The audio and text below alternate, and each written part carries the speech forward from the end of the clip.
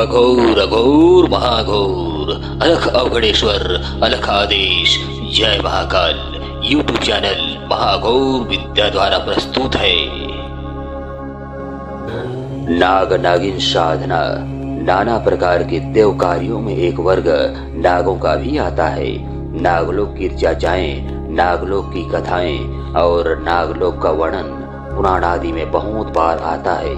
अन्य देवों के भांति नाग भी देवगण ही हैं। जिस प्रकार जलों के अभिमानी देव वरुण आदि हैं और जलों के रक्षक राक्षस आदि उपदेव हैं, धनों के अभिमानी देव यक्ष आदि हैं, उसी प्रकार संगीत और कलाओं के अभिमानी देवताओं में गंधर्व और अप्सराएं आदि हैं। इसी प्रकार विषों के अभिमानी देवताओं में नागादि आते हैं।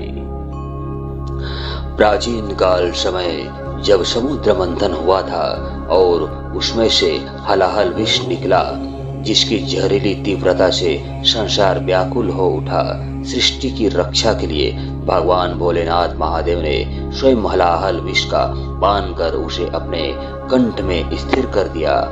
जब शिव विष का पान कर रहे थे तो विष की कुछ बूंदें धरती पर गिर गई, जिससे विषैले जीवों का जन्म हुआ। इन्हीं विषैले जीवों में नाग जाति सर्वोच्च स्थान पर है। भारत में आज नाग सपेरा या काल बेलियां की जाति निवास करती हैं। यह भी सभी कश्यप ऋषि की संतानें हैं और नाग और सर्प में भेद हैं। नागों के अष्टकुल के बारे में जिनकी होती है पूजा, नाग पंचमी पर्व पर ऋषि कश्यप की धर्मपत्नी कद्रु से उन्हें 8 पुत्र मिले थे, जिनके नाम क्रमशः इस प्रकार से हैं: अनंत शेष, वासुकी, तक्षक, कर्कोटक, पद्मा, महापद्मा, शंख, कुलिक। इन्हें ही नागों का प्रमुख अष्टकुल कहा जाता है। कुछ पुराणों के अनुसार नागों के अष्टकुल क्रमशः अलग अलग बतलाए गए हैं, जिनमें कुछ पुराणों में नागों के प्रमुख सिर्फ 5 ही कुल बतलाए गए हैं। शेष नाग ने भगवान विष्णु को चुना और उनके छोटे भाई वासुकी ने शिवजी का सेवक बनना स्वीकार किया था। उल्लेखनीय यह है कि नाग और सर्प में फर्क है, क्योंकि सभी नाग कद्रु के पुत्र थे, जबकि सर्प क्रोधवशा के कोख से पैदा हुए हैं। कश्यप की ही क्रोधवशा पत्नी ने ही सर्प, बिच्छू आदि विषैले जीव जंतु को पैदा किए थे। भारत में 8 कुलों का ही क्रमशः विस्तार हुआ, जिनमें निम्न नागवंशी रहे हैं: नल, कवर्धा, फड़ीनाग, भोगिन, सदाचंद्र, धनधर्मा, भूतनंदी, शिशुनंदी या यशनंदी, तनक, तुस्त, एरावत, धृतराष्ट्र, अहि, मणिभद्र, अलापत्र, कंबल, अंस्तर, धनंजय, कालिका, सौंफू, दौधिया, काली, तख्तु, धूमल, हाहल, काना, गुलिका, सरकोटा इत्यादि नाम के नागवंश हैं। अग्नि पुराण में कुल 80 प्रकार के नाग कुलों का वर्णन मिलता है, जिसमें वासुकी, तक्षक, पद्मा, महापद्मा प्रसिद्ध हैं। नागों का पृथक नागलोक पुराणों में बताया गया है। अनादिकाल से ही नागों का अस्तित्व देवी देवताओं के साथ वर्णित है। विष्णु जी के सिर पर भी शेष छत्र होता है।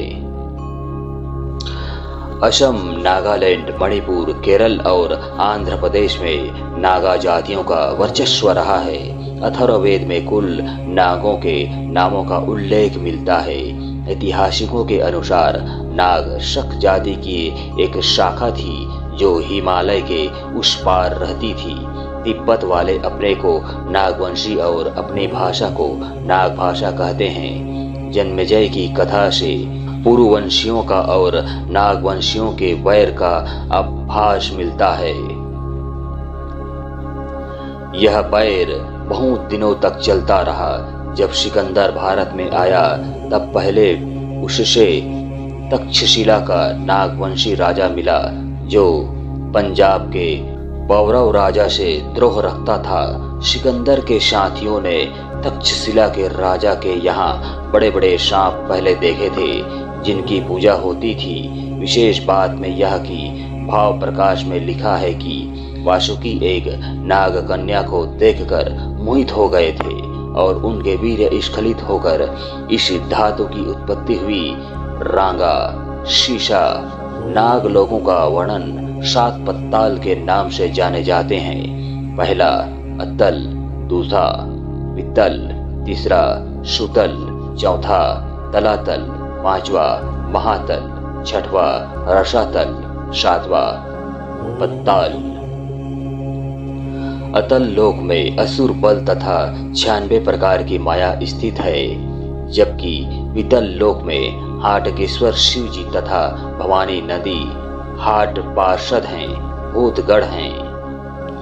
तथा सुतल लोक में बलि वामन अवतार विष्णु जी बैठे हैं। तलातल लोक में दैत्य दानव व विषयों से जुड़ा गुरु हैं। महातल लोक में क्रोधवशा सर्प व कश्यप की पत्नी और पुत्र हैं। रसातल लोक में रसायन दात्री मणि दैत्य काले हिरण्य पूर्वाशी हैं।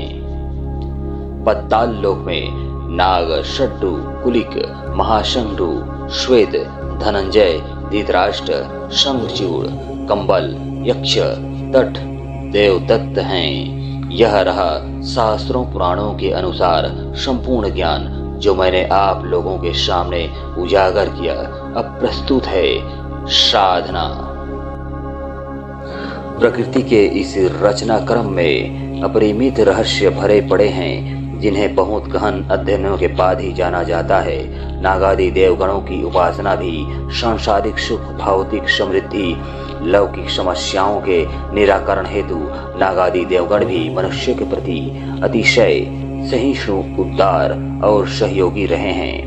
आज भी नागपंचमी का पर्व नागों की प्रसन्नता के लिए मनुष्य मनाते हैं। यह सिद्ध करता है कि नागों और मनुष्यों के बीच निश्चय ही एक गहरा संबंध आदिकाल से चला आ रहा है। ऋषियों ने देव रूप में नाग नागिनों के साक्षात्कार के लिए एक एक पूरी नाग विद्या विकसित की थी, जिसका आज प्रायः लोप ही हो गया है।